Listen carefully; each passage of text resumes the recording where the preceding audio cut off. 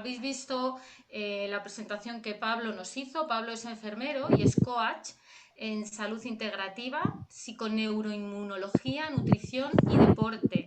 Además, él es creador de Sapiens Revolution. Y Pablo nos cuenta que tras años trabajando como enfermero en cuidados intensivos, sintió la necesidad de entender los motivos que hacían que los pacientes llegaran a una situación tan crítica y de la que difícilmente conseguían salir en muchos casos, ¿no? Es por ese motivo por lo que Pablo decide que tenía que buscar algo que estuviera en sus manos para ayudar a estas personas, ayudarlas, sobre todo a suavizar ese momento tan complicado, ¿verdad? Desde entonces él se dedica a ayudar a personas que quieren recuperar el control de su salud, a sentirse bien de manera definitiva con estrategias y herramientas para ganar libertad, calidad de vida, como él dice, y sobre todo lograr vivir a su máximo potencial. Esta tarde Pablo Jiménez, que no es hermano mío, aunque nos apellidamos igual, nos va a enseñar que el cuerpo y la mente van de la mano y sobre todo nos va a enseñar de qué manera, nos va a demostrar cómo podemos controlar ambas cosas para ayudarnos a vivir mejor con el síndrome de piernas inquietas. Pablo, cuando quieras. Muy buenas y gracias, Ana, por la presentación. Bueno, como contaba en la presentación, soy enfermero y he estado tiempo trabajando en cuidados críticos. Y bueno, pues una vez que las personas llegan a esa situación, se hace algo muy importante, que es salvarle la vida. O sea, pero no es fácil luego recuperar la salud. Entonces es verdad que mucho antes, pues necesitan intervenciones, acompañar y bueno, pues sí, en eso estoy ahora. Y cuando me surgió la posibilidad de hacer este webinar, de hacer esta presentación, el síndrome de piernas inquietas es tremendamente complejo y son de esas patologías que todavía no se conoce en profundidad cómo abordarlas y de las que más necesitan un acompañamiento integral, ¿no? Así que, bueno, estoy contento de estar esta tarde aquí y espero abrir una ventanita de luz para intentar paliar esos síntomas. La charla, el ratito que vamos a estar, ya veréis, me centraré en los mecanismos de acción que se conocen actualmente de esta patología, cómo se produce, ¿no? Este es un enfermero. Sí, voy a silenciaros.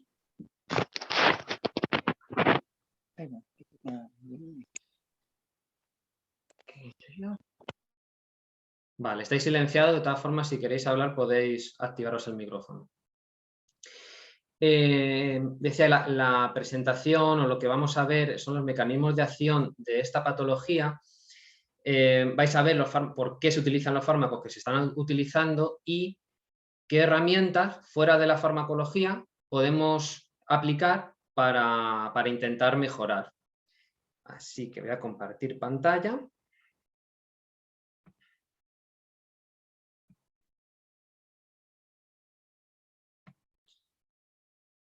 Y os cuento.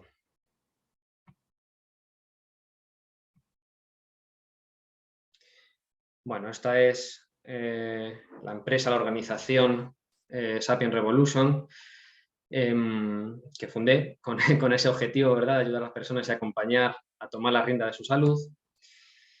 Ya me he presentado, así que pasamos a la enfermedad de Willis-Ekbom o síndrome de piernas inquietas.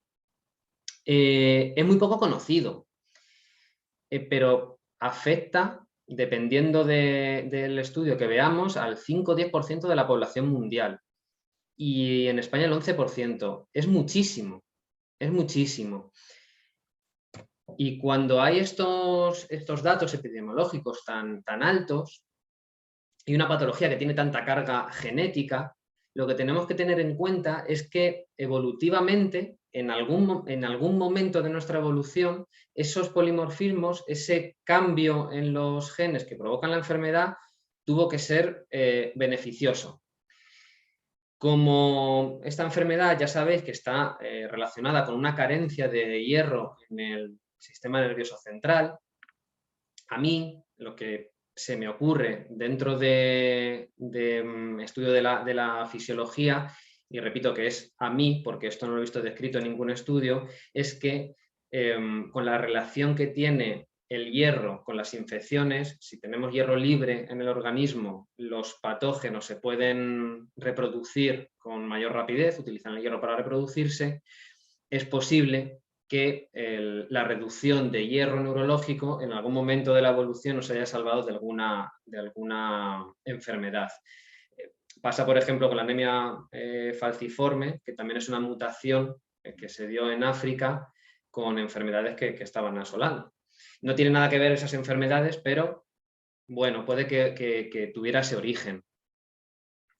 Pongo ahí el MACE1, el BTB9, que son hay más genes, pero bueno, son los más estudiados en esta enfermedad. Y luego otra cosa también que llama la atención, ¿no? Que hay unas personas que tienen mucha sintomatología y otras que no tanto o no llegan a necesitar tratamiento, ni siquiera saben que lo tienen, y otras que les condiciona muchísimo la vida. La epigenética es la ciencia que responde a por qué, teniendo los mismos genes, en unas personas se desarrollan enfermedades y otras no. Y tiene que ver con el ambiente, con el contexto, cómo se estimulan esos genes. Yo, basándome en esto, en la epigenética, he ido tratando de dar explicaciones. Y bien, vamos a la diapositiva más complicada de la presentación, que la vamos a ir desgranando, ¿vale? Son los mecanismos de acción y las dianas terapéuticas actuales, hacia dónde podemos ir, dónde podemos cortar esas vías para mejorar. La enfermedad, voy a admitir, la enfermedad se resume en una deficiencia de hierro en el sistema nervioso central. No siempre hay una deficiencia a nivel periférico, es decir, podemos tener hierro, ¿verdad? Pero es el sistema nervioso central el que no lo absorbe. No pasa y se produce toda una serie de desajustes que dan lugar a los síntomas. Entonces, por eso en el centro vemos esa deficiencia de hierro a nivel central. ¿Qué puede condicionar esto? Deficiencia de hierro a nivel periférica. Es decir, que a nivel intestinal pues no lo estemos absorbiendo, que haya una ingesta pobre o que una pérdida de sangre, que bueno, en principio es poco frecuente, pero sí que a veces se dispara la enfermedad por una pérdida de sangre. Actualmente el tratamiento farmacológico es suplementar con hierro, si se detecta eso. Por supuesto, ya hemos visto antes la influencia genética, si no tienen esos genes no se pueden desarrollar la enfermedad. Vemos, por otro lado, que esa deficiencia de hierro a nivel central disminuye los receptores de adenosina, que me da igual el nombre, pero el resultado de esto es que si baja la adenosina, que es un neurotransmisor que nos ayuda a dormir, que es el de la calma, y por otro lado aumenta el glutamato, que es excitatorio, el resultado de todo esto es una hipersensibilidad de las neuronas, que es lo que da lugar a los movimientos. Y no solo movimientos, también a las sensaciones. De hecho, esto explica por qué incluso con un déficit de sueño no hay somnolencia al día siguiente. Actualmente, para cortar estas vías, lo que se está utilizando, lo que está en el recuadro rojo, ligandos alfa-2 delta, que al final es la gabapentina o la pregabalina. Luego lo vemos, yo propongo aumentar el GABA de forma natural y vemos luego las intervenciones. También con esa diana activar el sistema nervioso parasimpático, el de la calma. Luego lo vemos también. Por último, vemos que tiene un factor importante también la hipoxia, la falta de oxígeno. Eso también activa vías que aumentan esa dopamina, la dopamina que no se capta y empieza esa sintomatología. Bien, bueno, todo este cuadro que parece lioso es lo que voy a intentar desgranar a partir de ahora. Empezaremos con la deficiencia de hierro periférica.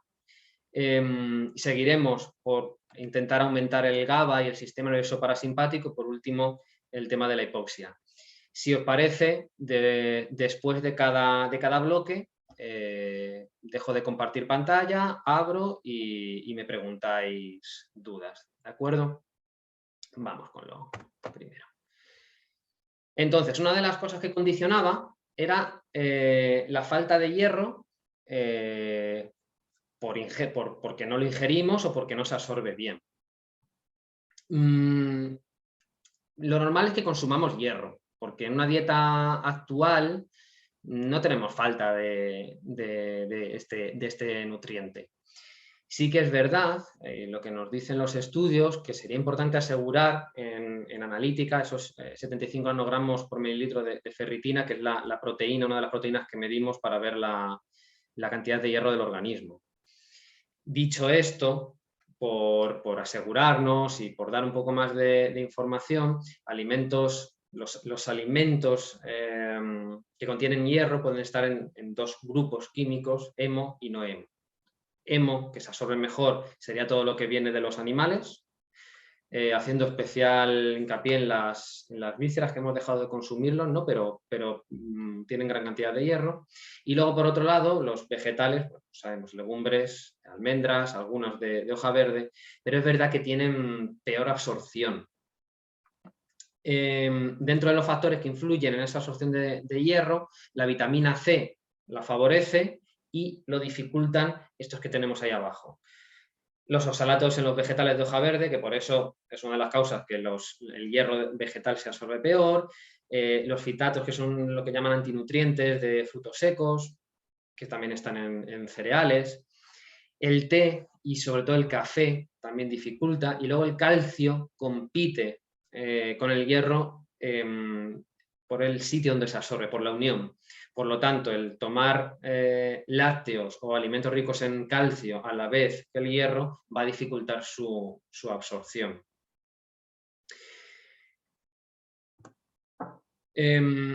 Más sobre absorción intestinal.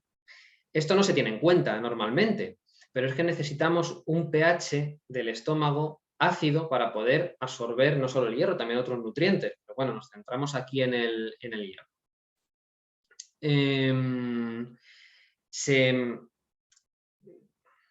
Malamente, ¿no? se ha asociado la acidez estomacal, el ácido del estómago, con la acidez, con esa sensación de acidez gástrica, de reflujo.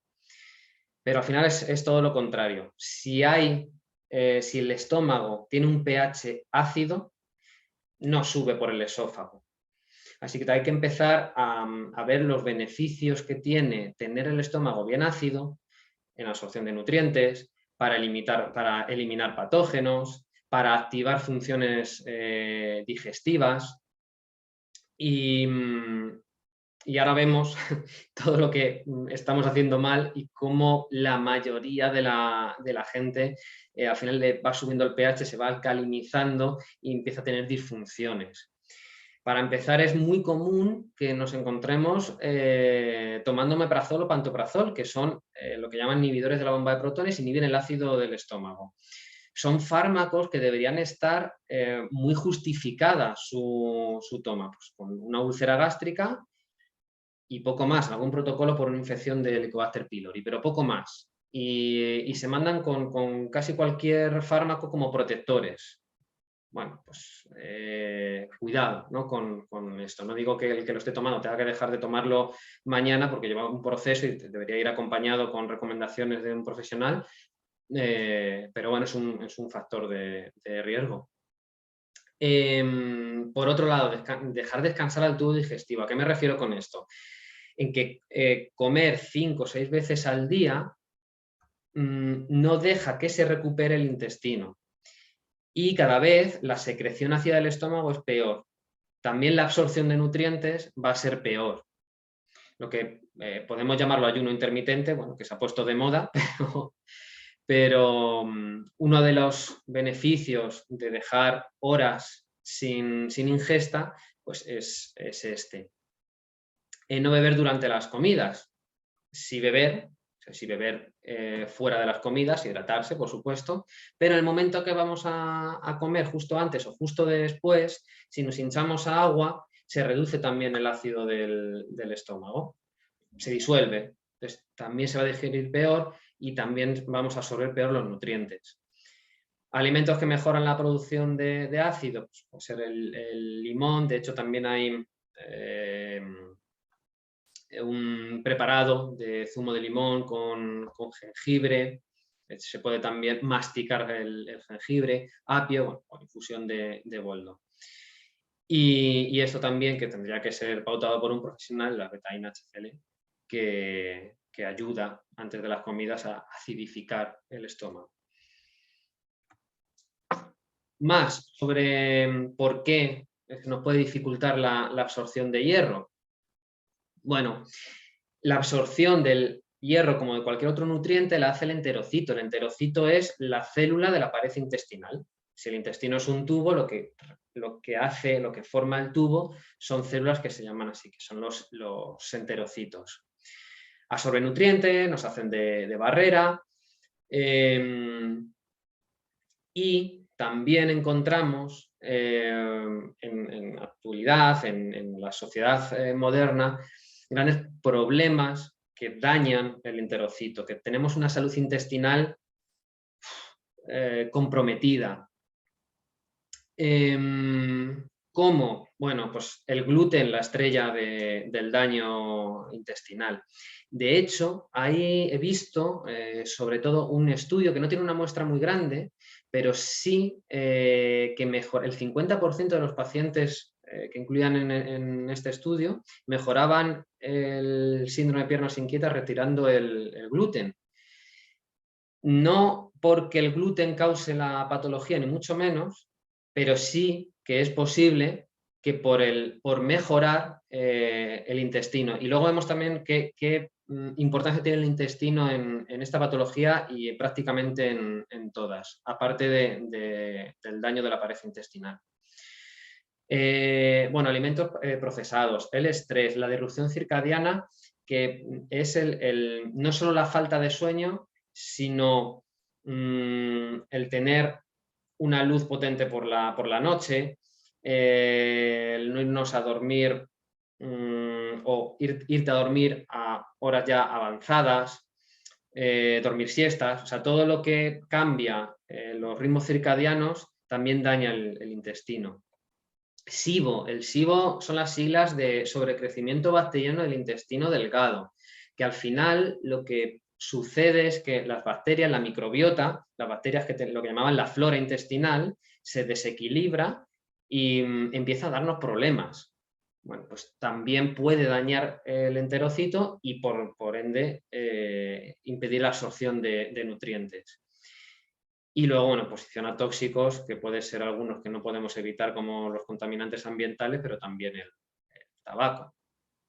Yo la propuesta que pongo ahí, dieta evolutiva, que sería el ir retirando harinas, procesados, azúcares y quedarnos con lo que hemos comido durante prácticamente toda la evolución, que son carnes, pescados, frutas, verduras, frutos secos, huevos, y retirar todo lo industrial. Y el ayuno, pues lo que decíamos antes, dejar descansar al tubo digestivo, que es que cuando no comemos también se reparan las células. No estoy hablando de ayunos largos, no estoy hablando de no comer en 2 días, pero sí, hombre, dejar al menos 12-14 horas entre la cena y la primera comida del día, que demos tiempo a reparar el intestino. No sé si tengo aquí... Vale, voy a dejar de compartir pantalla. Y podéis abrir micrófonos. Y hablamos hasta aquí.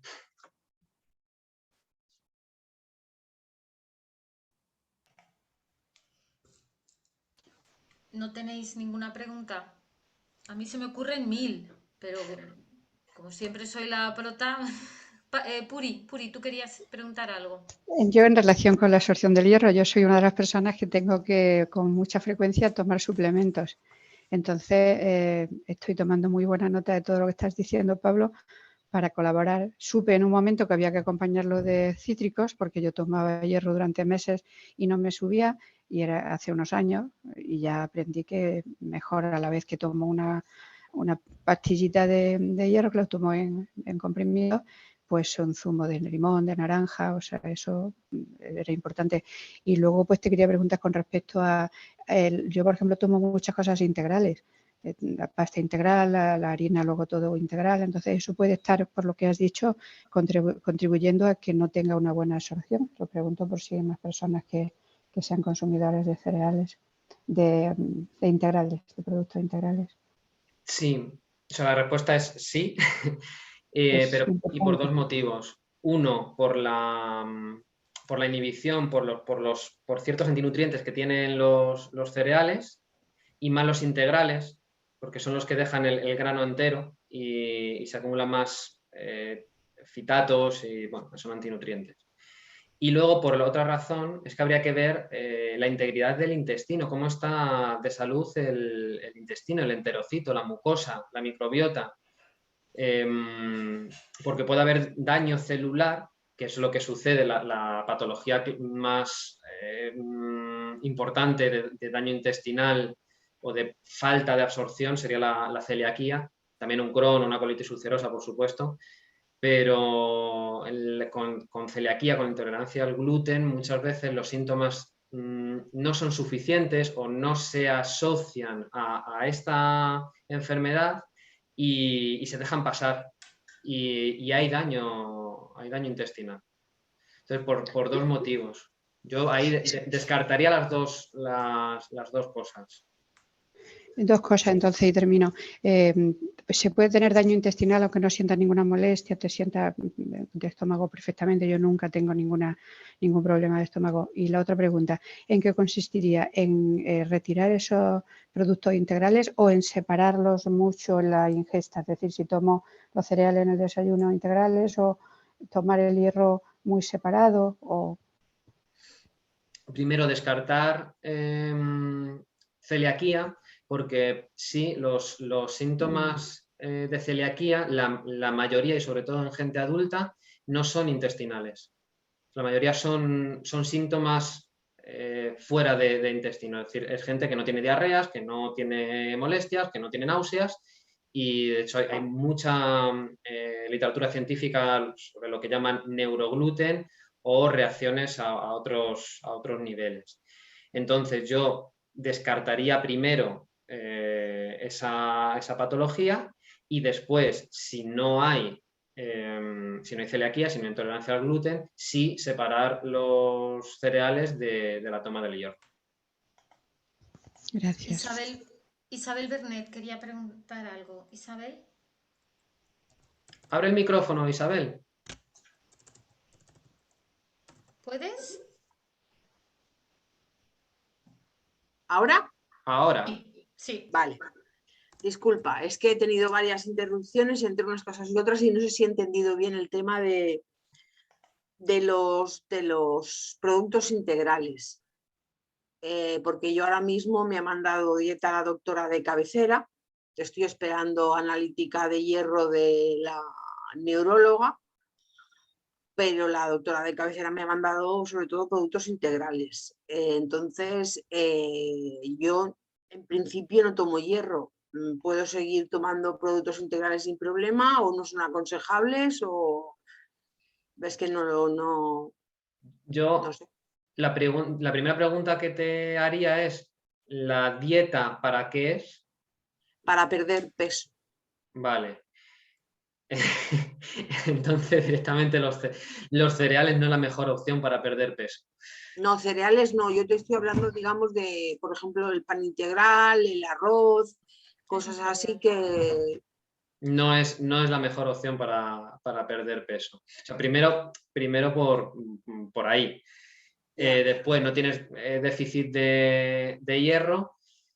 pero estaríamos, con el tema de intestino en general, bueno, pues habría que vigilar si eso te viene bien o no. Es que los cereales fuera, más allá de la celiaquía, que es la clásica, ¿no? de intolerancia o de no tolerancia al gluten, son inflamatorios, inflaman el intestino. Los y más integrales están más tiempo, cuesta más digerirlos, pueden activar al sistema inmune solo por estar ahí tanto tiempo. El sistema inmune, el 80% del sistema inmune se encuentra en el intestino y tiene lógica porque por ahí entran cosas de fuera. Sí, sí, sí. Entonces, si tenemos una activación continua, va a repercutir también en el resto del organismo.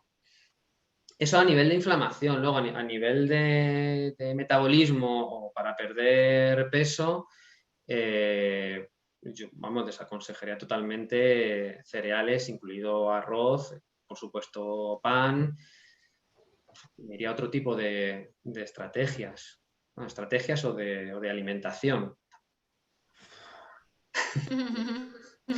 Siento dejarte así. Ya, pero es que ¿Que te gusta el pan? Ya de por sí es complicado. Yeah. Entonces, claro, no sé si al final pues tendré que buscar un nutricionista porque claro, si confías en la doctora de cabecera y te encuentras con que no te conviene, pues... Isabel, la doctora de cabecera tira de imprimir la típica dieta de 1500 o 1200 calorías casi siempre. Sí, Sería bueno que vieras un endocrino o un digestivo, ¿no, Pablo? Sí, Pablo. Claro, un nutricionista que esté actualizado. Yo me gustan Pablo. más. Yo me dedico a nutrición también. Sí. Vale. Pero eso, una dieta más. El marco de la dieta paleo me gusta porque es bastante claro. Lo que pasa que ya por el nombre y hay gente que lo ha publicitado de una forma muy mala, entonces tampoco me gusta recomendarlo así, pero sí hace una dieta más. Me gusta más el término evolutivo que así, pero y eso pues nos quita los cereales. Y bueno, para adelgazar y por salud en general. Pablo, yo te quería comentar porque has hablado del hierro en la alimentación. Lo que pasa es que dentro del síndrome de piernas inquietas, como tú muy bien has explicado, hay diferentes niveles. Varía mucho de un paciente a otro. Entonces, el caso de Puri, ella ahí cuando se nota un poco de deficiencia, pues o de déficit de hierro, ya se toma hierro y le funciona. Pero, por ejemplo, en pacientes con síndrome de piernas inquietas en grado severo no funciona, porque además a nivel hierro periférico, sangre periférica, perdona, puede dar un análisis de sangre perfecto, la ferritina que está todo bien, pero el problema no es ese, sigues teniendo síndrome de piernas inquietas y además grave. Entonces, bueno, sí que es verdad que la alimentación es buenísima para un montón de cosas, porque hay que llevar esa cultura de una buena alimentación y en eso pues todos los consejos que nos da son fantásticos. Has mencionado el omeprazol y fíjate que tuvimos el último de las charlas que nos dio la doctora Laura Lillo, que es una neurofisióloga que colabora mucho con nosotros. Ella habló de los medicamentos que no debemos tomar y que nos perjudican, que además aumentan el síndrome de piernas inquietas, y uno de ellos precisamente es el omeprazol. Todos los protectores gástricos deberíamos quitarlos y, como tú bien has dicho, que los recetan alegremente. Así que reiteramos eso mismo que tú has dicho, porque efectivamente es así, que no lo sabemos y muchísimos tomamos omeprazol porque además te mandan unas pastillas y además el omeprazol. O sea que muchas gracias por recordárnoslo porque efectivamente es así. Sí, hay una pregunta en el chat que si te parece la leo, es de Ángeles, y dice, comentas, dejar descansar el estómago. Yo necesito comer entre 2 horas y media, 3, porque me empiezan mareos y sudores. ¿Qué se hace? Bueno, si hay esta sintomatología, seguramente que hay además alguna resistencia hormonal a insulina, bueno, sí, sobre todo insulina. Así que es una intervención bastante más amplia, pero lo ideal es ir espaciando comidas de una forma progresiva. Hay que ver también por qué pasa eso. La hormona principal hacia estos síntomas es la insulina y descartar también una diabetes. Pero bueno, es una intervención un poco más amplia para responderlo así rápido. Ya, bueno, yo tengo que decir, en el caso de Ángeles, que es la que ha hablado, es que ella es muy flaquita y ella come muy poquito. Entonces, claro, come muy poquito y necesita comer enseguida otro poquito más, pero seguro que no hay otra patología porque ella además está muy bien controlada. Pero ella, yo supongo que es eso, ¿no, Ángeles? Puedes hablarnos. Prefiere no hablar. Te quería comentar una cosa, Pablo, que has hablado en cuanto al ciclo circadiano. ¿Crees que es recomendable entonces, en cuanto a alimentación se refiere, mira, dice Heli que las analíticas son perfectas. ¿Crees que es recomendable entonces cenar pronto? O sea, el horario español, ¿tú crees que es un buen horario de comidas? No. En absoluto. Nosotros deberíamos de comer en el periodo en el que hay luz, porque evolutivamente así estamos programados. Nosotros somos animales diurnos y no nos sienta nada bien hacer cosas por la noche, más sociales y tranquilas, en el que te comentas qué tal te ha ido el día y relajantes y dormir. El comer se come por el día porque por la noche hay depredadores que pueden venir al olor de la comida y atacarnos. Ese es el contexto evolutivo. Y por la noche estábamos alrededor de un fuego y a contarse historias mientras se quedaban dormidos. Y nada, pues así hemos pasado 250, 300.000 años y los animales que son diurnos, porque parece que la historia empieza cuando empieza el Homo sapiens, pero bueno, venimos de animales más atrás y esos animales que son diurnos, pues esa es su actividad. Y hasta hace relativamente muy poco, pero muy poco, tampoco se tenía posibilidad de hacer mucha actividad, incluso comer por la noche, porque las neveras son nuevas, porque la electricidad es relativamente nueva también, en un contexto hablo evolutivo. Así que si me preguntas ¿cuándo comemos? La respuesta más rápida y sencilla es de día. Luego habría que individualizar esto por las circunstancias de vida de cada persona, pero sí. Seguimos con el segundo bloque. Vamos con el siguiente. Silencio espérate, a todos otra vez, ¿vale?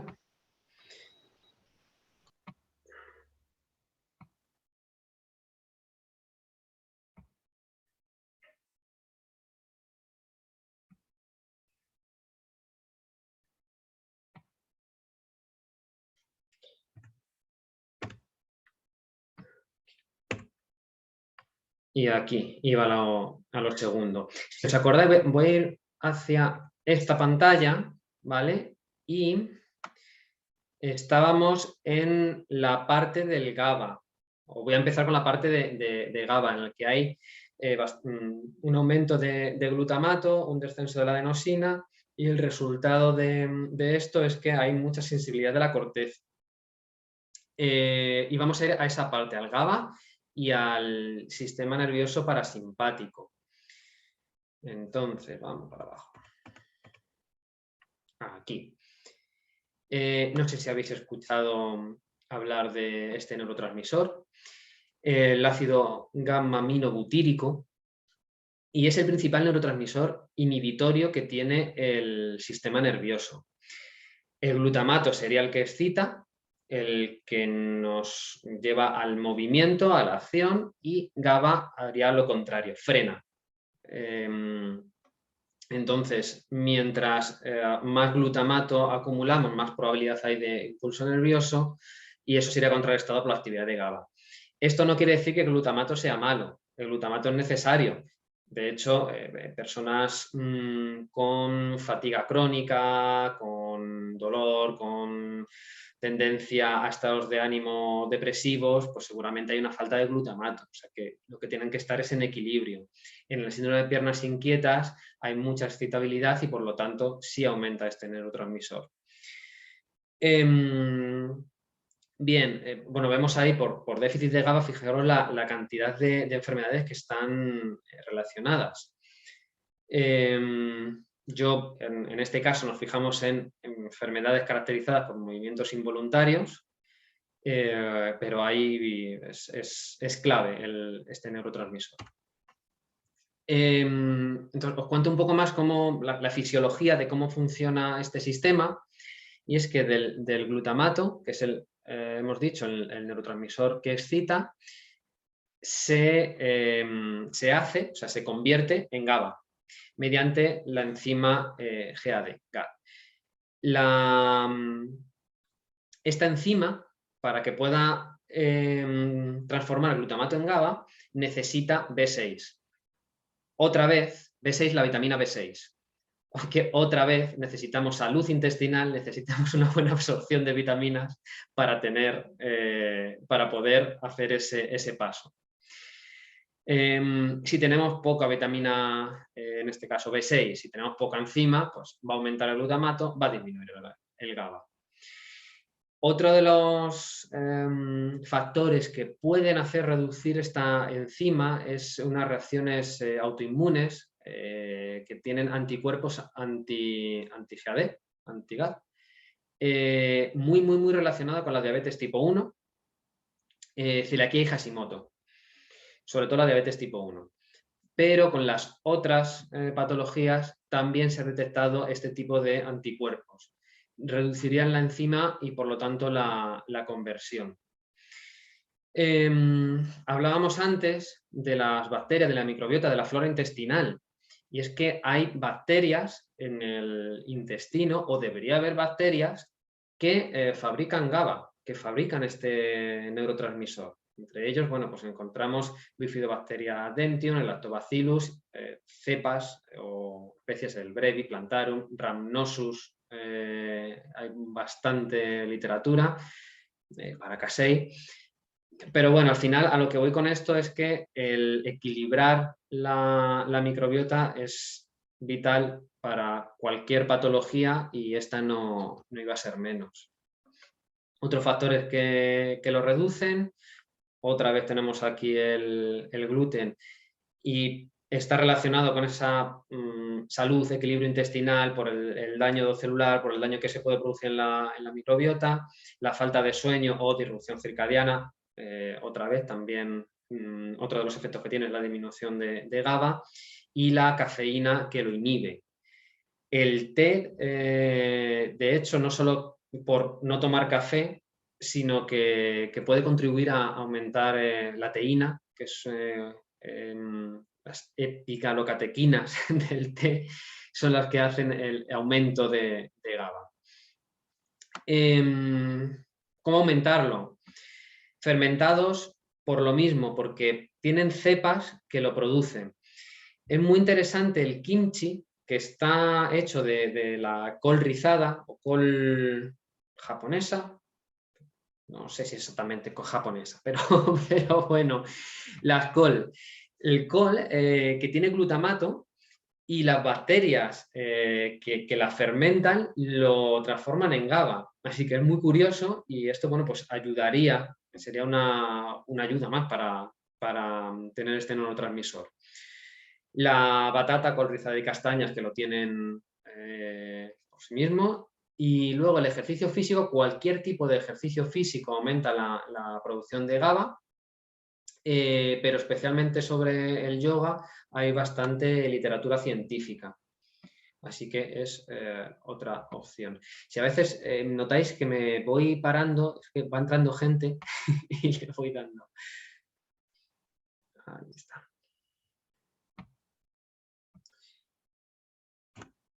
Paso a la siguiente. Bien, y hablábamos también, aparte de la estrategia de aumentar el GABA, aumentar el tono vagal. El nervio vago, que se llama vago, por cierto, porque viene de que vagabundea, que es el más largo del cuerpo, no tiene que ver con la vagancia, con el no hacer cosas.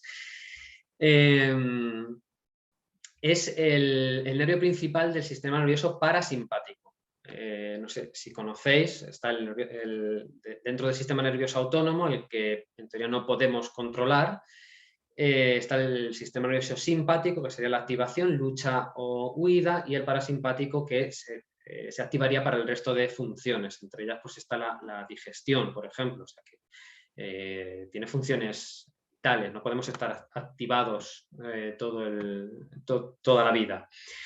Con la forma que tenemos de vivir actualmente, con el estrés, hay lo que se ve que hay una falta de estimulación vagal, y esto es que tenemos mucho más estimulado el sistema nervioso simpático que el parasimpático, no hay calma, y tiene implicaciones importantes a todos los niveles de salud también en esta patología. Y otra vez, uno de los papeles del nervio vago también está la producción de GABA. Así que activar el tono vagal, activar el nervio vago, el sistema nervioso parasimpático, clave en esta patología. Y bueno, pongo aquí un montón de estrategias para activarlo, cada uno pues que haga lo que más le guste. Cantar, bueno, en cantar, meditar y yoga hay muchísima literatura. Algunos apuntan que puede mejorar también con acupuntura y reflexología, aunque ahí encontramos menos evidencia. A que le funcione, maravilloso, bienvenido sea.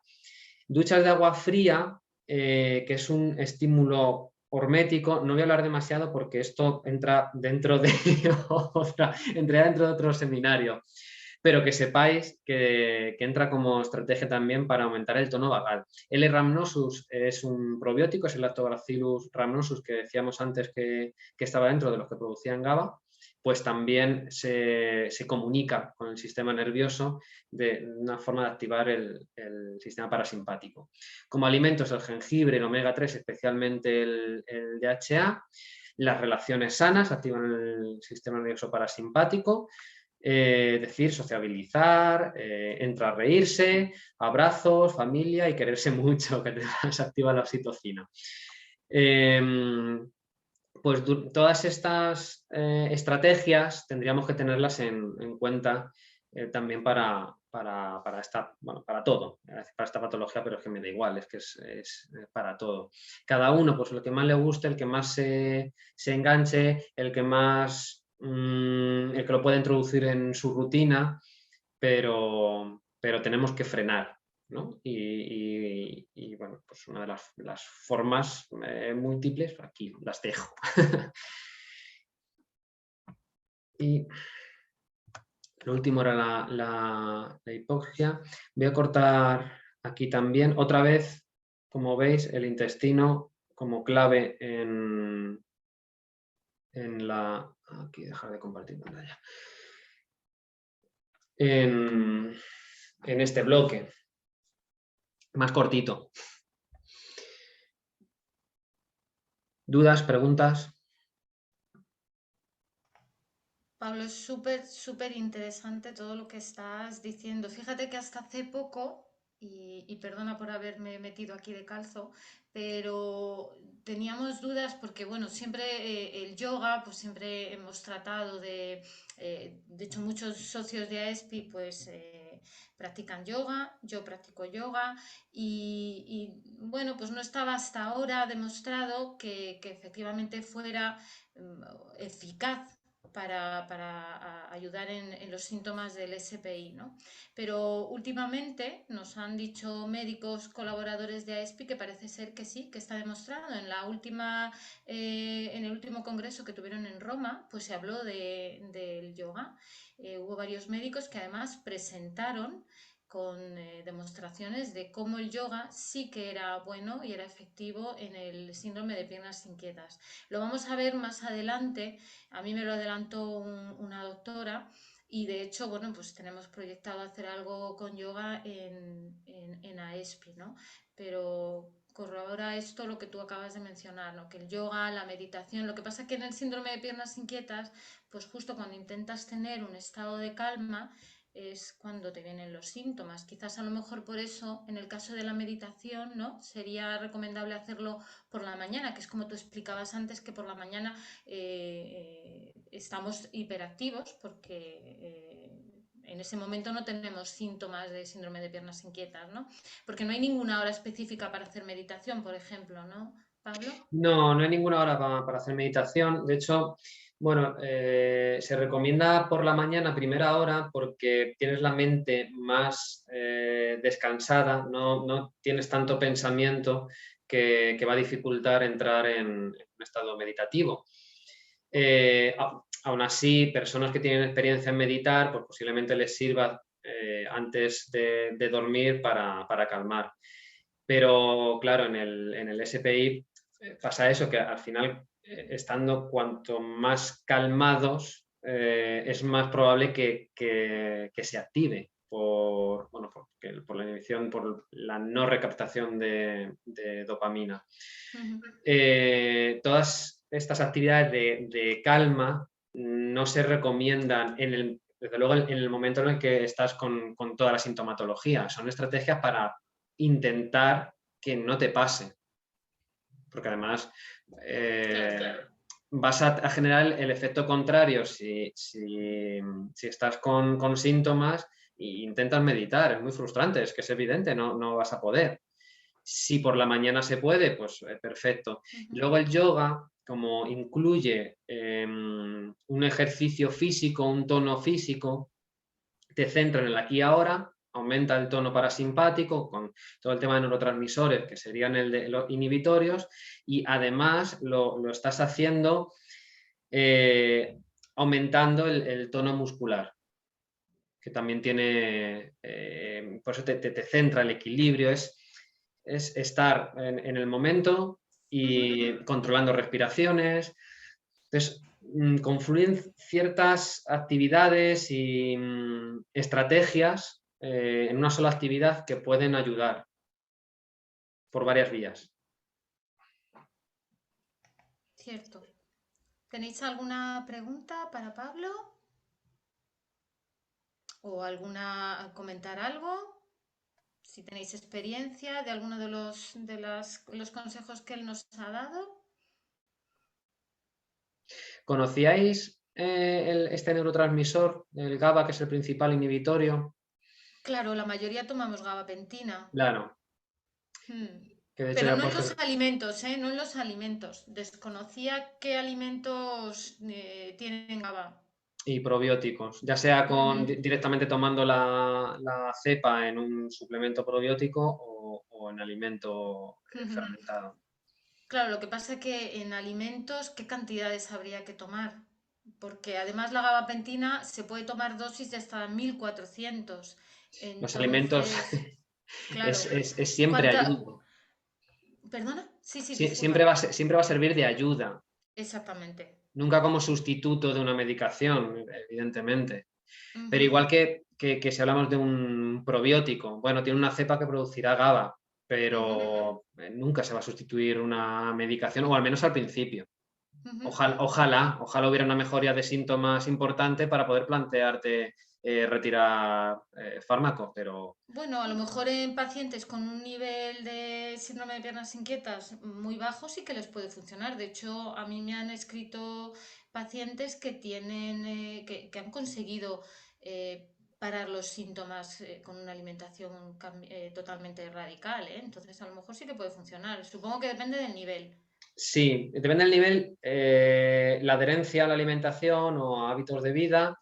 Y bueno, hasta hace muy poco y todavía parece que la alimentación no entra en el juego de un tratamiento. La alimentación o la actividad física, ahora en la última parte lo vemos. Y son polipíldoras. Ya, es Es verdad. que la alimentación es tremendamente eficaz en mucha patología y de Sí. hecho puedes estar tapando síntomas con fármacos que cambias la forma de alimentarte, la forma de moverte y lo que hablábamos de relaciones, un tema quizá más emocional, psicológico, como lo queramos llamar, y ahí en el equilibrio de esas tres cosas está la salud. Entonces, Fíjate que se me está ocurriendo ahora una pregunta porque sobre todo, bueno, yo me quedo con la frase del buen rollo, ¿no? Lo importante que es tener buen rollo para que eso al final, y tiene mucho que ver, porque tu estado de ánimo afecta mucho en los síntomas del STI. Si tú tienes mal rollo, estás enfadado, estás irascible, estás molesto, estás enfadado con la vida, pues eso te va a afectar lógicamente. ¿Crees que hay medicamentos o hay algún tipo de alimentación que favorezca ese estado de ánimo? Igual es una pregunta tontísima, pero yo, por ejemplo, me viene a la mente cuando he comido un chuletón, la digestión es pesadísima. No es tan malhumorado, pero casi, ¿no? O algo parecido. sí influye, pero y sobre todo influye porque depende de las bacterias que tienes, te pueden cambiar el estado de ánimo, es tremendo. Y luego la alimentación, una alimentación de un tipo más antiinflamatoria, que todo va a mejorar toda la salud intestinal, por la comunicación que tiene por el eje intestino-cerebro, puede mejorar tu estado de ánimo, pero es bidireccional. Y también el estado de ánimo mejora el intestino. No hay una intervención o una alimentación o incluso un fármaco, si te pones, que haga algo por sí solo. Tiene que ser un conjunto de intervenciones. La alimentación influye, seguro, y mucho también, seguro. Ahora, solo cambiando la alimentación puedo controlar el estado de ánimo o mi parte neurológica. Solo, no, pero eso te voy a responder que no a prácticamente cualquier intervención que me puedas preguntar. Begoña nos dice que el alcohol a ella le sienta fatal, es perjudicial. Bueno, para todos los que tenemos síndrome de piernas inquietas, ¿no, Pablo? Sí, pero por eso el alcohol hay que metabolizarlo también, inflama. Luego, se ven incluso estudios que puede mejorar el parasimpático, pero claro, va por la desinhibición. No es el caso en esta patología. Antes esta socia que nos hablaba del régimen que le han puesto, pues es un poco volviendo al estado de ánimo, ¿no? Cuando tú estás infeliz por tu condición física o que tienes un objetivo y no lo consigues. Y en cuanto a la alimentación, ahora que llevamos una alimentación que vamos todo rápido, y bueno, no es el caso de mi casa, pero sí que es verdad que en general ahora los adolescentes tiran mucho de hamburguesas, tiran mucho de comida rápida. ¿Eso crea adicción, Pablo? ¿A ese tipo de alimentos? Adicción, la comida rápida. Sí. Sin ninguna duda. Sí. Sí, y o sea, la comida, y sobre todo la que es más palatable, más dulce, que se asocia con más calorías, evolutivamente es un premio muy importante. Entonces, las rutas de recompensa se activan. Y es muy difícil a nivel neurológico decir que no a ese tipo de comida. Porque no está regulado. Tú, en la naturaleza, nos hemos ido a recoger panales de miel luchando con abejas.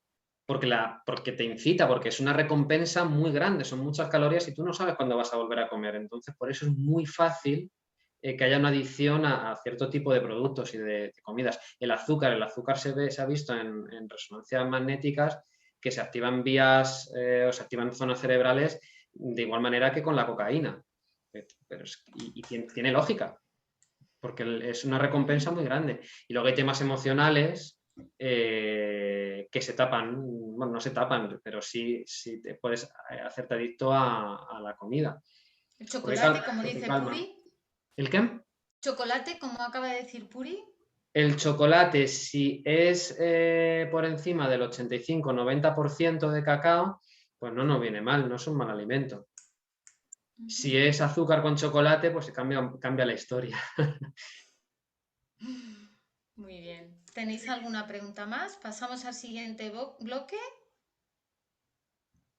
Como tú veas, Pablo. Sí, además este es muy cortito. Vale. Es lo último. Aquí estoy.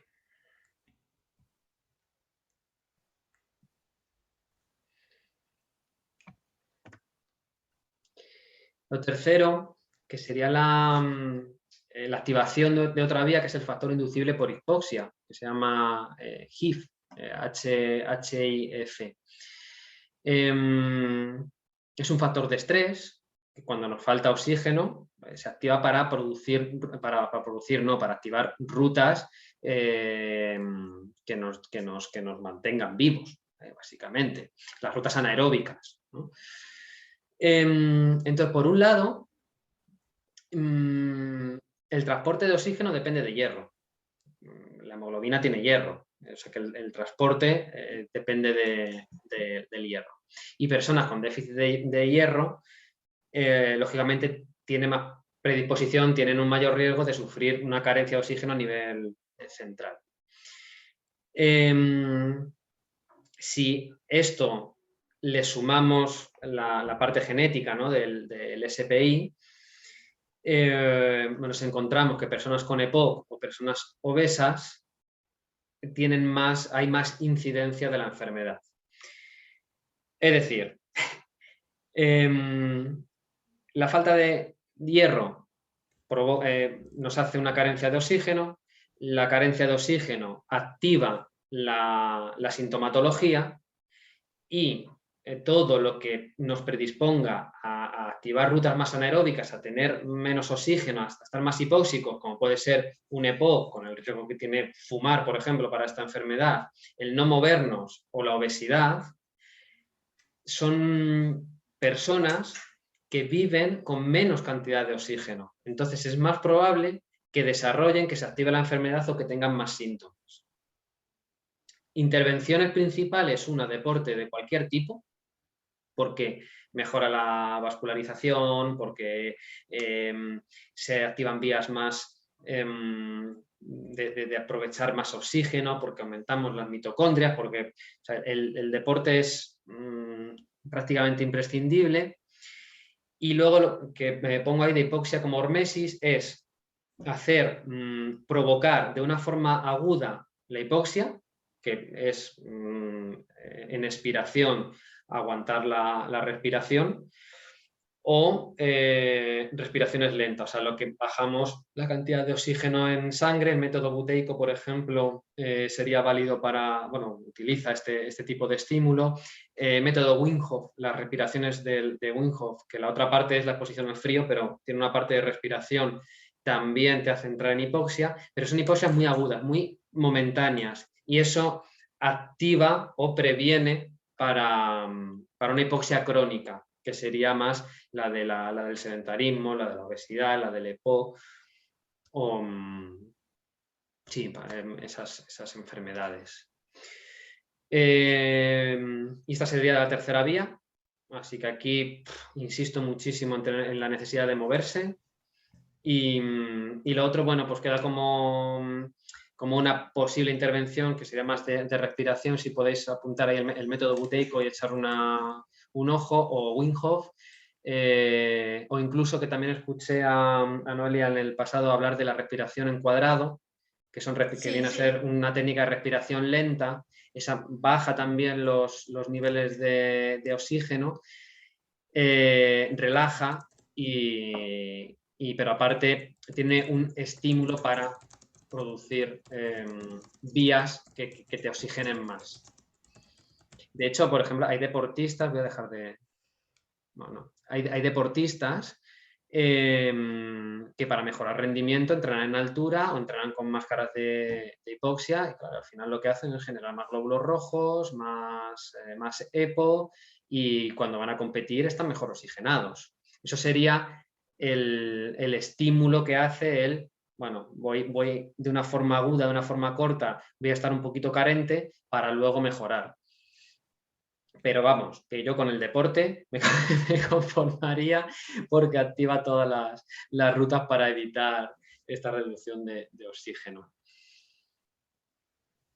Y nada, estos son, bueno, mi página, las redes, el teléfono. Y voy a abrir otra vez. Y podéis preguntar, bueno, tenéis los micrófonos abiertos, podéis preguntar esto último.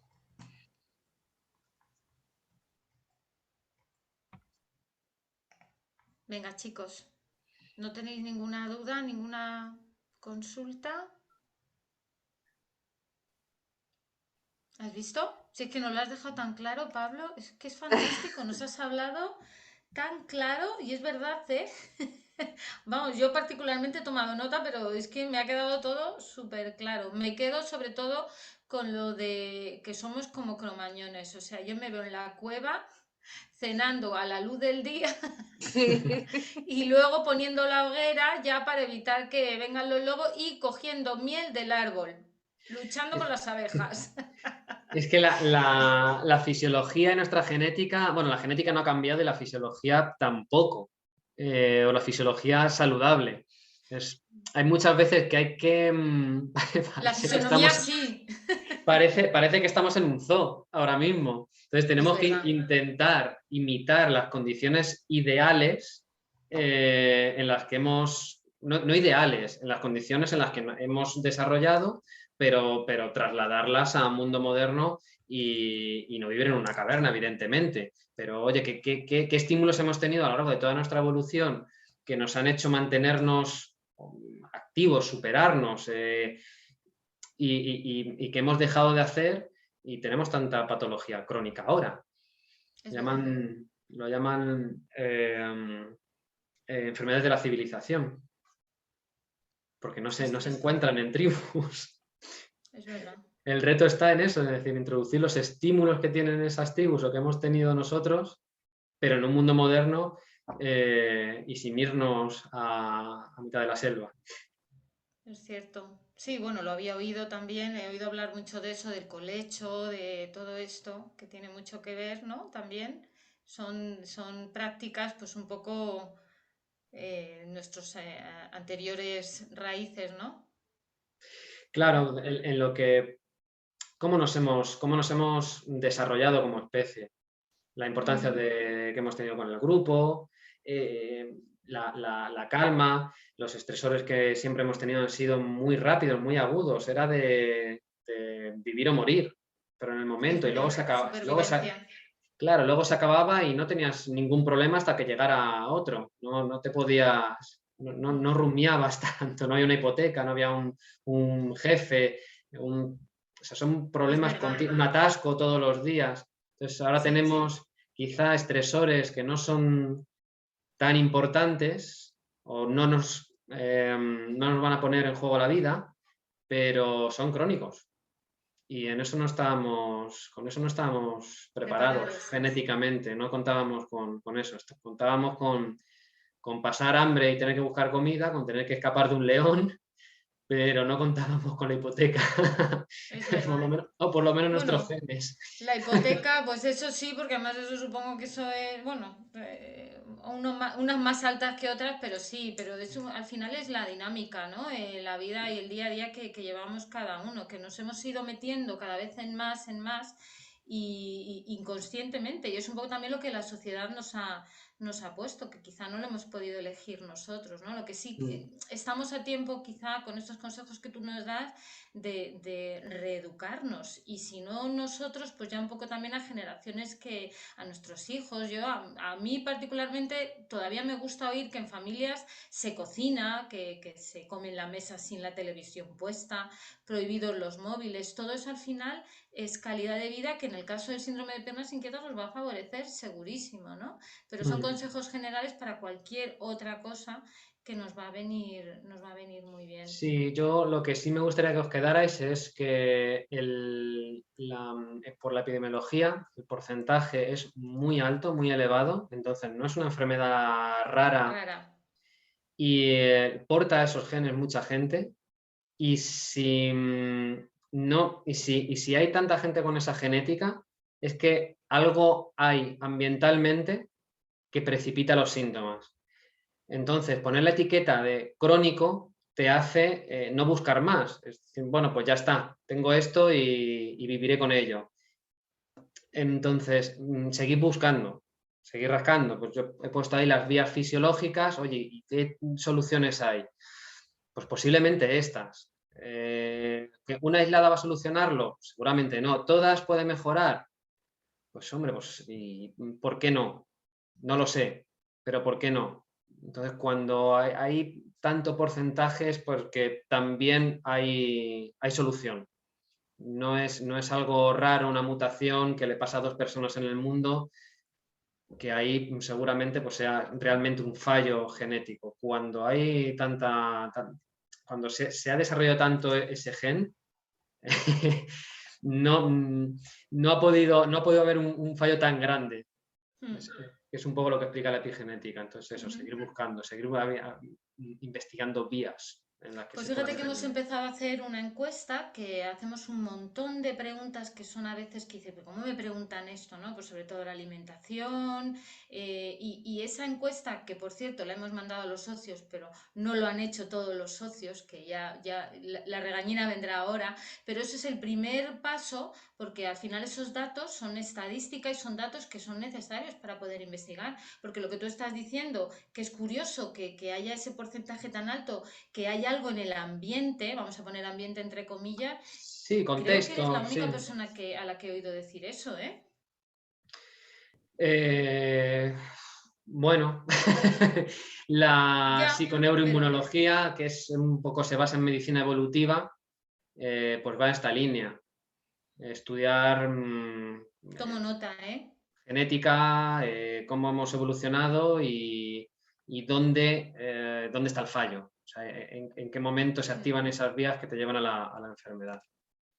Súper interesante, Pablo. Y además tomo nota y se lo voy a pasar a médicos y bueno, quedará grabado, pero lo compartiré con ellos. Estás pasando, veo, a los socios tu Sí, enlace para que ellos lo tengan y pueden contactar contigo a través de tu enlace, ¿verdad, Pablo? a ese enlace yo, mira, voy a dejar en el... Si puedes dejar alguna manera, porque bueno, como tú también eres de experto en todas- nutrición, pues veo que aquí más de uno nos interesa este sí, tema, pues... de hecho, tengo un podcast también que lo de ¡Ay, aquí. no me digas! Fenomenal. Y tocamos temas de este tipo. Voy a escribir aquí. Vale, lo voy a copiar para compartirlo también.